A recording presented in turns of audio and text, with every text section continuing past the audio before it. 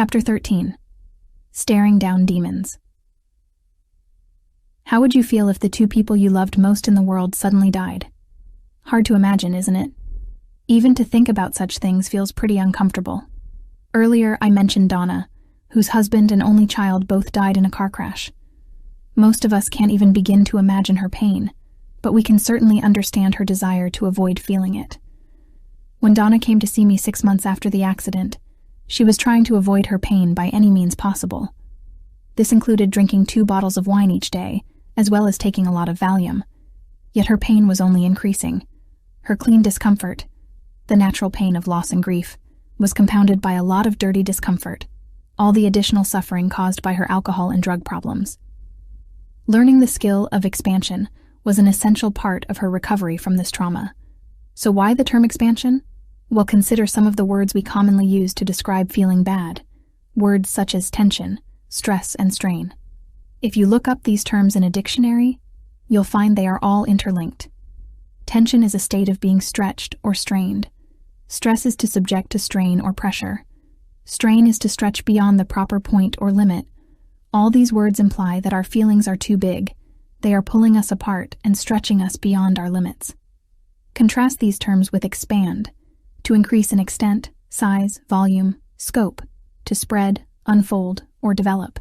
Basically, expansion means making room for our feelings. If we give unpleasant feelings enough space, they no longer stretch us or strain us. Typically, when unpleasant emotions arise, we tense up. That is, our muscles tighten and contract. It's as if we were trying to squeeze these feelings out, to push them out of our body by sheer brute force. With expansion, we're intending the very opposite. Instead of squeezing down, we're opening up. Instead of increasing tension, we're releasing it. Instead of contracting, we're expanding. We also commonly talk about being under pressure, and then we talk of needing room or breathing space.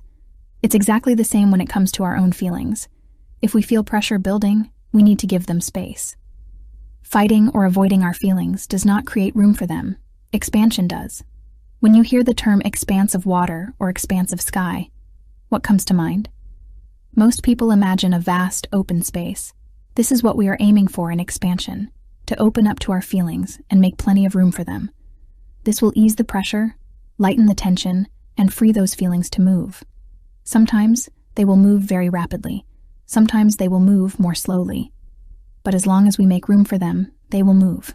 And more importantly, expansion frees us to invest our energy in creating a better life, rather than wasting it in useless struggles. Hang on a minute, you may say. If I make room for these emotions, they'll ride roughshod over me. I'll lose control. Though this is a common fear, it isn't based in fact. Remember, ACT has been proven effective with a wide range of psychological problems, from anxiety and depression to addiction and even schizophrenia. So if your thinking self is telling you scary stories, simply think it. The two selves revisited. The process of expansion primarily involves the observing self, not the thinking self.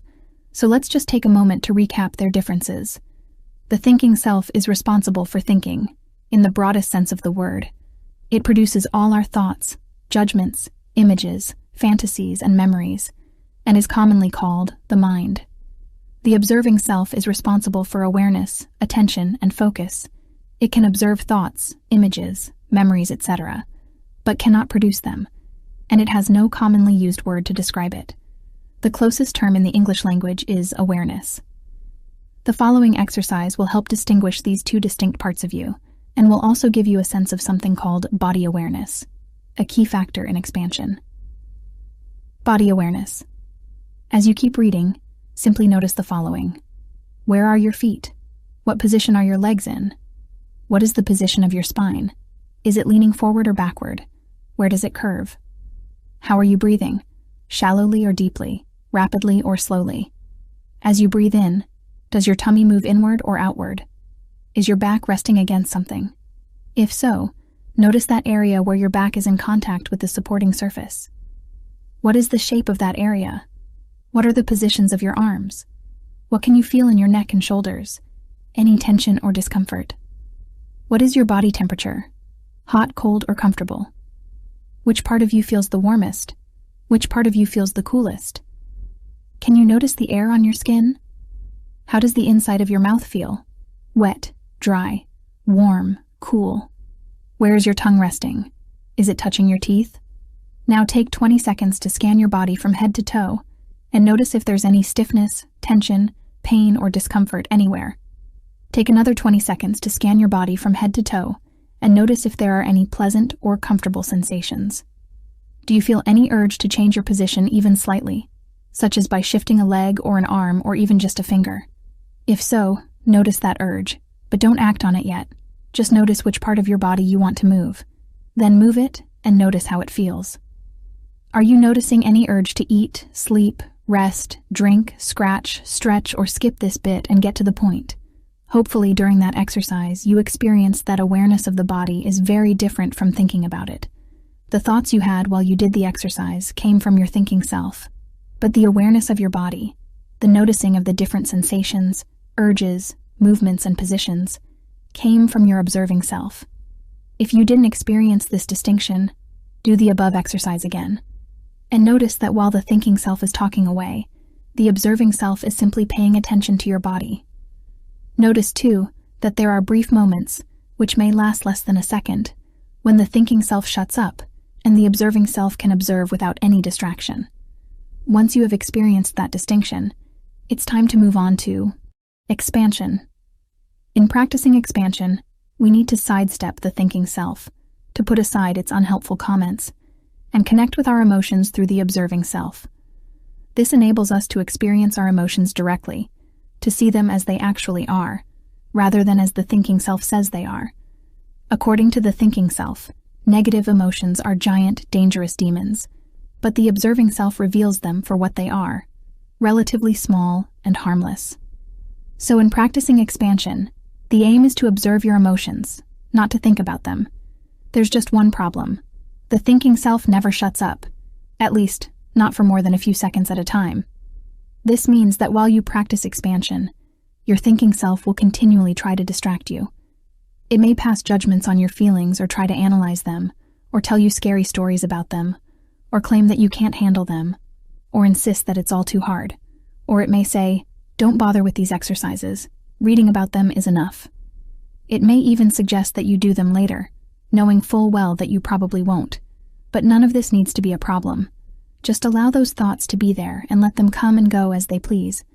Acknowledge their presence, but don't focus on them. Treat them as if they were cars driving past your house. You know they're there, but you don't have to peer out the window each time one goes by. And if a thought does hook you, in the same way that screeching tires might distract you, then the moment you realize it, gently refocus your attention on what you are doing. This is essentially the same diffusion skill as you learned in the 10 deep breaths technique in Chapter 7. If you haven't been regularly practicing that exercise, then please, start right now. Read through the instructions and give it a go. Then practice that exercise at least 10 times a day for 5 days before you read on any further. Remember, there's no great rush to get through this book. Think of it like a holiday. You get more out of it if you take your time, rather than trying to see all the sights in one day. So, when practicing expansion, let your thoughts come and go in the background, and keep your attention focused on your emotions. And remember, the essence of an emotion is a set of physical changes in the body. We primarily notice these changes as physical sensations. Expansion starts with noticing what we're feeling in our body awareness, and observing precisely where those sensations are located. It then progresses to studying those sensations in more detail. This is the first of 3 basic steps, outlined below. The 3 steps of expansion. The 3 basic steps of expansion are: observe your feelings, breathe into them, and allow them to come and go. Sounds simple, doesn't it? That's because it is. It's also effortless. However, that does not mean it's easy. Remember the quicksand scenario? Lying back and floating on quicksand is simple and effortless, yet it's far from easy. Why? Because every instinct in your body tells you to struggle. But don't worry. If you fell into quicksand several times a week, you'd soon be a pro at lying back and floating. And the same is true for expansion. The more you practice, the easier it gets. So let's take a look at these steps in a bit more detail, and then it's practice time. Whenever you're struggling with an unpleasant emotion of any sort, follow these 3 steps. Step 1. Observe. Observe means Bring your awareness to the sensations in your body. Take a few seconds to scan yourself from head to toe. Notice what you're feeling and where. As you do this, you will probably notice several uncomfortable sensations. Look for the one that bothers you the most. For example, it may be a lump in your throat, a knot in your stomach, tightness in your chest, or a teary feeling in your eyes. If your entire body feels uncomfortable, then just pick the area that bothers you the most. Focus your attention on that sensation. Observe it with curiosity, like a scientist who has discovered some interesting new phenomenon. Observe it carefully. Notice where it starts and where it ends. If you had to draw a line around this sensation, what would it look like? Is it on the surface of the body or inside you, or both? How far inside you does it go? Where is it the most intense? Where is it the weakest? How is it different in the center from around the edges? Is there any pulsing or vibration within it? Is it light or heavy? Still or in motion? Warm or cool? Step 2. Breathe. Breathe means you breathe into and around the sensation, as if making extra space for it. Begin with a few deep breaths, the slower the better, and make sure you fully empty your lungs before breathing in. Slow, deep breathing is important because it lowers the level of tension in your body. It won't get rid of your feelings, but it will provide a center of calm within you. It's like an anchor in the midst of an emotional storm. The anchor won't get rid of the storm, but it will hold you steady until it passes. So breathe slowly and deeply, and imagine that you are breathing directly into the sensation. Feel your breath flowing into and around it, as if you are somehow creating extra space within your body. Loosen up around this sensation. Give it some room to move. Step 3. Allow means you allow the sensation to be there, even though you don't like it or want it. In other words, you let it be. When your mind starts commenting on what's happening, just say, "Thanks, mind," and come back to observing. Of course, you may find this difficult. You may feel a strong urge to fight with it or push it away. If so, just acknowledge this urge without giving in to it. Acknowledging is like nodding your head in recognition, as if to say, "There you are. I see you." Once you've acknowledged that urge, bring your attention back to the sensation itself. Don't try to get rid of the sensation or alter it. If it changes by itself, that's okay. If it doesn't change, that's okay too. Changing or getting rid of it is not the goal. The goal is to make peace with it, to let it to be there, even if you don't like it or want it. You may need to focus on this sensation for anywhere from a few seconds to a few minutes, until you completely give up the struggle with it. Be patient. Take as long as you need. You're learning a valuable skill. Once you've done this, scan your body again and see if there's another sensation that's bothering you. If so, repeat the procedure with this one too. You can do this with as many different sensations as necessary.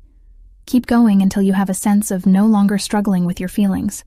As you practice this technique, one of two things will happen. Either your feelings will change, or they won't. It doesn't matter either way, because this technique is not about changing your feelings.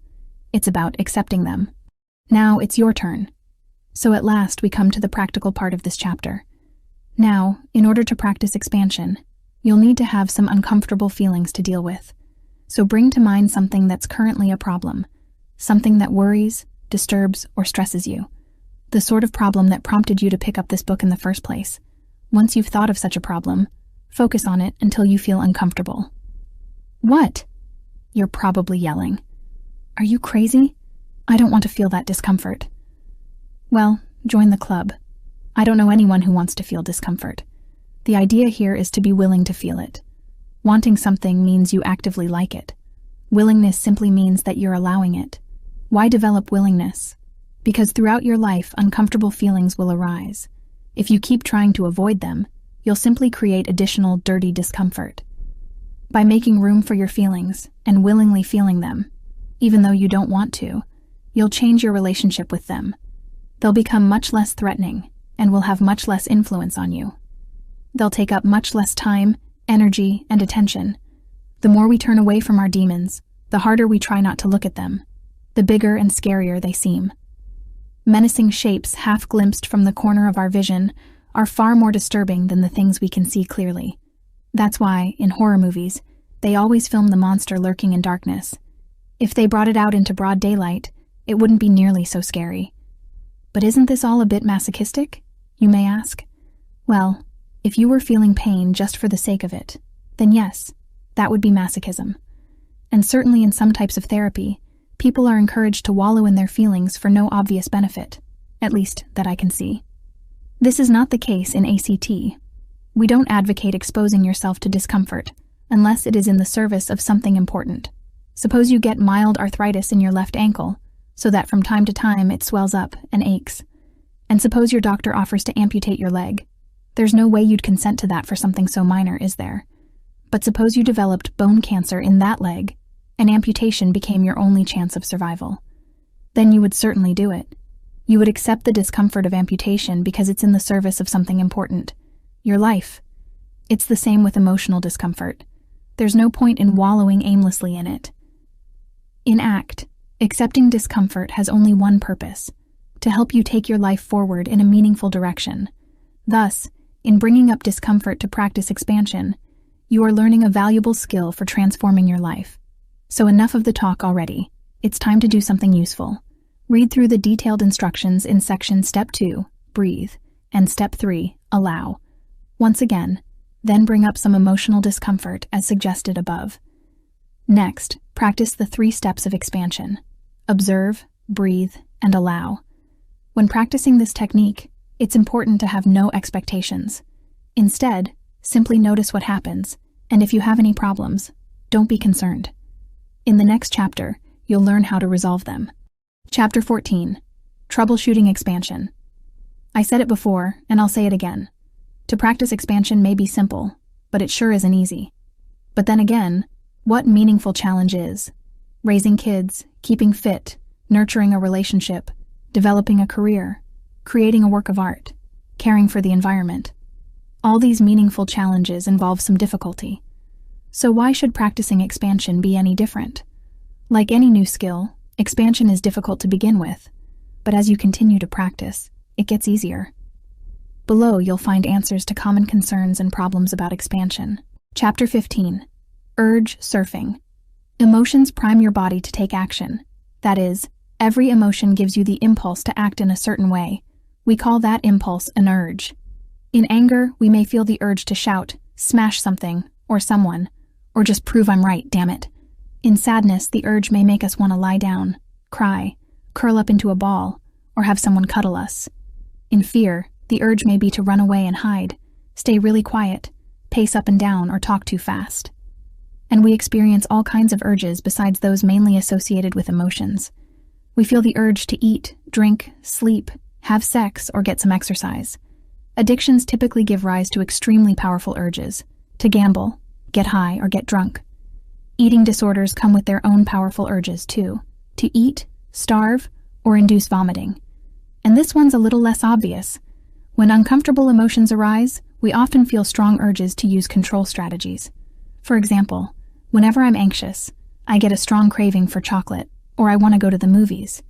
In someone else, anxiety might trigger an urge to have a double scotch, smoke a cigarette, or go for a run.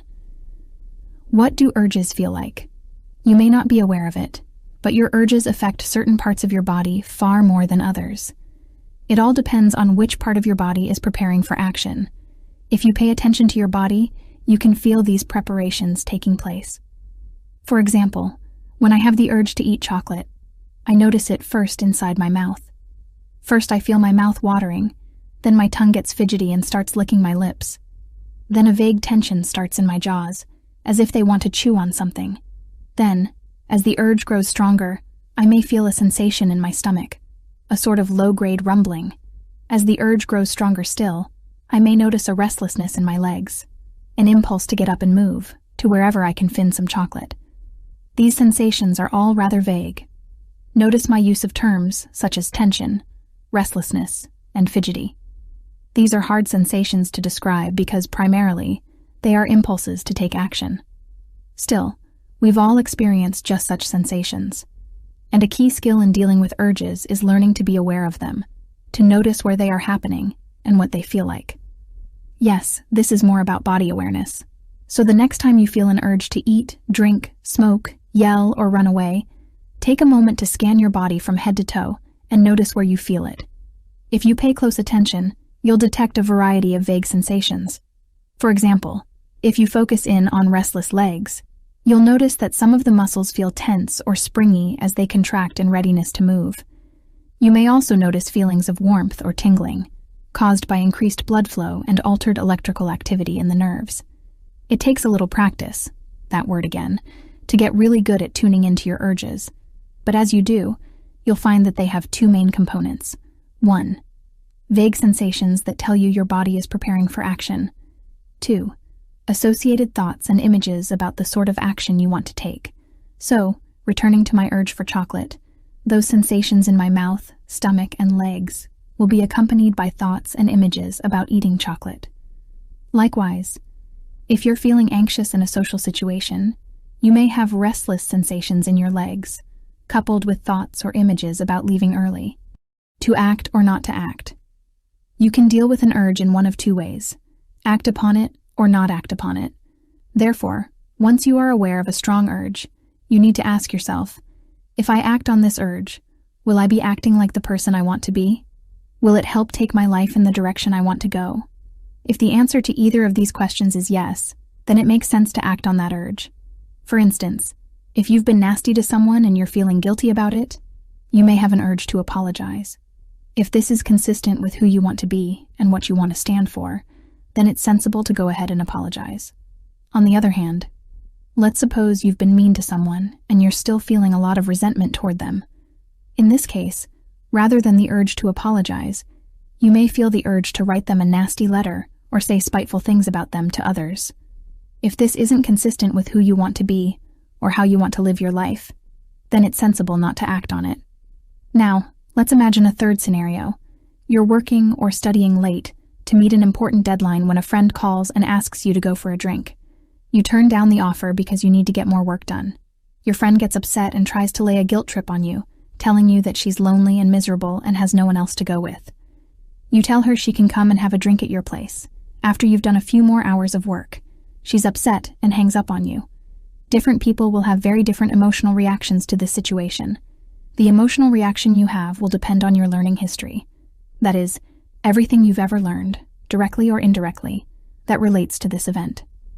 This includes everything you've picked up from books, teachers, parents, television, movies, songs, video games, friends, family, co-workers, and your own direct experiences of handling relationships, social etiquette, communication, negotiation, and so on, plus everything you've ever learned about how to relate to your own thoughts and feelings. This means that your emotional reaction in a given situation has been shaped by literally millions of learning experiences throughout your life. Thus, it's far too simplistic to say that your emotion is because of a certain thought, the way your parents treated you, or the chemical balance in your brain. There's no right or wrong to how you should feel in any given situation. Your mind may tell you that you should feel this or that way, but that's just your mind mouthing off. And other people may tell you how you should feel, but that's just other people mouthing off. The reality is simply this: how you feel is how you feel. And what do you get when you argue with reality? The emotions you feel in any given situation are determined by three things. 1. The state of your physical body, including the structure and functioning of your brain and nervous system, your current state of health and well-being, and the emotional state you were in right before the situation happened. 2. Your learning history. That is everything you've ever learned in your life, directly or indirectly, that relates even remotely to the situation. 3. The specifics of the situation you're in. Knowing this, it's quite natural that in the scenario above, different people will have different emotional reactions. Those emotional reactions will in turn give rise to different urges. If you feel angry with your friend, you may have the urge to call her back and yell at her. If you feel guilty, you may have the urge to call back and apologize and change your plans to accommodate her. If you feel anxious, you may have the urge to call someone else and ask for advice. If you feel sad, you may want to cry. If you feel pleased with the way you handled the whole event and didn't buy into the guilt trip, you may have the urge to punch the air and shout, "Yes." If you feel distressed, you may have the urge to stop work and go and get some ice cream instead. Whatever the urge, the first step is to notice it. It often helps to acknowledge silently, "I'm having the urge to do X." The second step is to check in with your values. Will acting on this urge help me be the person I want to be? Will it help me take my life in the direction I want? If the answer is yes, then go ahead and act, using that urge to guide you and give you momentum. But if the answer is no, then instead take some action that's more in line with your values. To exemplify this, let's take a look at Lisa, a 21-year-old university student. Lisa values close relationships with her friends, and socializing with them regularly is an important part of her life. But when she feels depressed, she has the strong urge to stay at home, all by herself. This is a very common urge with depressed moods. And here we have the setup for a major conflict of interest. Lisa's values are pointing her in one direction, socializing, but the urge is pointing her in another direction, staying home alone. Which action is likely to take Lisa's life in the direction she wants? To act on her urge and stay home, or to act in line with her values and go out and meet her friends? Of course, it would be different if Lisa truly valued staying at home. If, for instance, she wanted to catch up on her studies for an important exam. If that were the case, staying home alone would be taking her life in the direction she wants, not away from it, so it would make sense to act on the urge. The push and the pull. So what do we do if an urge pushes us in one direction and our values pull us in another? We don't want to struggle with that urge because then it's hard to focus on effective action. So rather than try to resist, control, or suppress it, the aim in Act T is to make room for it, to give it enough time and space to expend all its energy. In other words, to practice expansion. And one marvelously useful technique for this is known as urge surfing. Have you ever sat on the beach and watched the waves? Just noticed them coming and going. A wave starts off small and builds gently. Then gradually it gathers speed and grows bigger. It continues to grow and move forward until it reaches a peak, known as a crest. Then, once the wave has crested, it gradually subsides. The same happens with urges in your body. They start off small, and then steadily increase in size. Usually, that is. Sometimes it can happen amazingly fast. We often get into a struggle with our urges. That's why people talk of resisting them or giving in to them. In urge surfing, though, we aren't trying to resist or control our urges. We're just giving them space. If you give an ocean wave enough space, it will reach a crest and then harmlessly subside. But what happens if the wave encounters resistance? Well, ever seen a wave crash onto the beach or smash against the rocks? It's loud, messy, and potentially destructive. Urge surfing is a simple but effective technique in which we treat our urges like waves. That is, we surf them until they dissipate. The term was coined back in the 1980s by psychologists Alan Marlett and Judith Gordon as part of their groundbreaking work with drug addiction. The same principles they used with addictive urges can be applied to any urge we feel, whether it's an urge to stay in bed all day, to quit a course, to avoid some daunting challenge, or to yell at someone we care about. To surf an urge rather than be wiped out by it, all you need to do is pay careful attention and observe where in your body you feel the urge most strongly. Acknowledge, I'm having the urge to X, Y, Z. Just watch it rise and watch it fall. Don't try to suppress it or get rid of it. Breathe into it. Make room for it. When your mind starts judging or criticizing this urge, or telling you other unhelpful stories, such as, you can't handle it, just allow those thoughts to come and go without focusing on them. Some urges rise and fall rapidly, others linger. Allow your urge to rise and fall in its own sweet time. You may find it helpful to score the urge on a scale of 1 to 10. For example, I'm having the urge to smoke, and it's a 7. No matter how huge that urge gets, you have room for it, and eventually it will crest and then it will subside. So observe it, breathe into it, and allow it. That's the essence of urge surfing, and below is a simple formula you can follow. The OBSERVE acronym. Whenever you find yourself having troublesome urges, there's a basic routine you can follow. You can remember it with the acronym OBSERVE. O equal to observe, B equal to breathe, S equal to surf, E equal to expand, R equal to refocus, V equal to values, E equal to engage. Let's take a closer look. Observe means you observe this urge as if you were a curious scientist. Where do you feel it in your body? What does it feel like? Notice the associated thoughts and images, and silently acknowledge the urge. For example, I'm having the urge to run away. Breathe means you take a few slow, deep breaths. Breathe into the urge, and make room for it. Surf means you treat the urge as if it were a wave that you were surfing. Notice where you feel it and how intense it is. Keep track of whether it's growing, cresting, or subsiding. You can score it on a scale of 1 to 10, and watch the numbers increase and decrease as it grows, crests and subsides. Don't try to rush it. Allow it to rise and fall in its own sweet time. Expand means you breathe into the urge and make more room for it. No matter how big this urge gets, you are bigger. Allow it to be. Don't get into a fight with it. As long as you keep making room for it, sooner or later this urge will crest, and then it will subside. Refocus means you unhook yourself from any unhelpful thoughts, and you bring your attention back to what's happening, here and now. Values means you take a moment to connect with what's important in your heart, with who you want to be, and what sort of life you want to create. Then you choose an effective action, one that takes your life in a valued direction. Engage means you engage fully in whatever valued action you take. You let your thoughts and feelings come and go, and you give your full attention to your actions. While I know that Observe can be a wonderfully useful tool, I also know that plenty of readers will find it hard to remember. If this is the case for you, there's always a simpler acronym you can stick to. ACT. Accept your internal experience. Choose a valued direction. Take action. A balancing act. We experience urges all day long, every day of our lives, and most of the time acting appropriately on them is no big deal. In ACT, we're concerned only with urges that get in the way of our living a meaningful life. For example, I act on my chocolate urges fairly regularly, and it's not a problem. But if I acted on them all the time, I'd be the size of an elephant, and that would not be in line with my values on health. On the other hand, if I never acted on them, I'd be unnecessarily depriving myself of a simple but satisfying pleasure. All this means is, there needs to be a balance. Aim to find that balance over time. Don't put ridiculous expectations on yourself, deciding that you're never going to act on self-defeating urges ever again.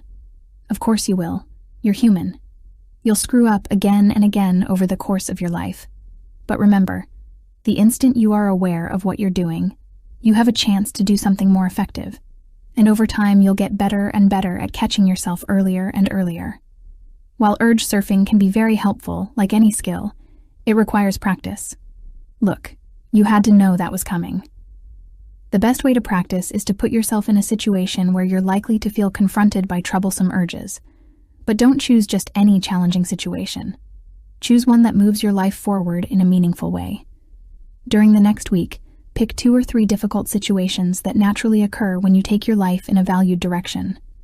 These situations could be anything: getting some exercise, attending a class, asking someone out on a date, or attempting something new at work. Once you're in those situations, notice your urges, surf them, and stay fully engaged in what you're doing. Of course, staying engaged in what you're doing can be tricky, especially when the thinking self starts mouthing off. That's why in the following chapters, we're going to look at a process called connection, which is all about engaging in and connecting with our experience, rather than getting caught up in our thoughts and feelings. Connection builds on, and overlaps with, expansion and diffusion. So if you're still struggling with thoughts and feelings, you'll find that connection skills will help you. But before we get to that, we need to pay a very brief visit back to those demons on the boat. Chapter 16. More demons. So here we are again, back on the boat with all those creepy, scary demons. But hopefully, now you're starting to see them as they really are, starting to make peace with them, so you're free to steer the boat where you want. When you can see that your unpleasant emotions are nothing more than sensations and urges, with words and pictures attached, of course, you are able to relate to them differently. An unpleasant emotion arises, and instead of struggling, you can let it be and focus on doing something of greater value. Naturally, at times those demons will steer you off course. Why naturally? Because you're a normal human being, not a saint or a guru. But here's the exciting thing. The moment you realize your boat is headed in the wrong direction, you can instantly turn it back around. Instantly. All it takes is awareness. Of course, you may be a long way from shore at the time, and in fact, that very thought is often one of the demons. I'm so far away from achieving what I want in my life. What's the point in even trying? But the point is, the instant you turn that boat toward shore, you're heading in the direction that you want, and that's so much more rewarding than drifting aimlessly out at sea. Getting to know your demons. In Chapter 9, you listed some of your main demons in terms of thoughts and images. Now it's time to add emotions, sensations, and urges to that list. The first step is to read through the 7 questions below, noticing what thoughts and feelings automatically come to mind. 1. What are the major changes you'd like to make in your life? 2. How would you act differently if painful thoughts and feelings were no longer an obstacle? 3. What projects or activities would you start or continue if your time and energy were not consumed by troublesome emotions? 4. What would you do if fear were no longer an issue? If unhelpful thoughts and unpleasant feelings did not deter you? 5. What sort of relationships would you build, and with whom? 6. What improvements would you make in your health and fitness? 7. What changes would you make in your work? In reading through your list, you have probably already noticed a variety of unhelpful thoughts and unpleasant feelings. If you're experiencing those right now just by reading these questions, then you can be sure they're going to confront you later when we focus on taking action. So take a few minutes and write down the answers to these questions, or at least spend a few minutes thinking about them. What demons can you expect to find clambering up on deck as you steer your boat in a valued direction?